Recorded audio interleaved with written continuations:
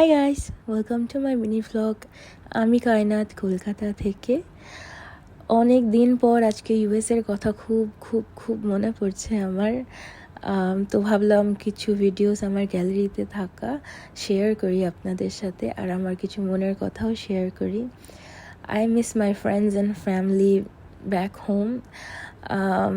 এমন করে পার্টিতে যাওয়া, তারপর হ্যাং আউট করা, ভাইয়া ভাবির সাথে শপিংয়ে যাওয়া খুবই মিস করছি। আমার মি টাইম স্পেন্ড করা খুব মিস করছি। ডোন্ট মাইন্ড, ইন্ডিয়াতে আমার অনেক ভালো লাগে। এটা টোটালি ডিফারেন্ট এক্সপিরিয়েন্স, কম্পেয়ার করাই যাবে না। ইন্ডিয়া আছে, ইউএস আছে, মানে ইমোশনের ব্যাপার আছে আর কি। দুই দেশের সাথেই আমার স্ট্রং ইমোশন জড়ে আছে।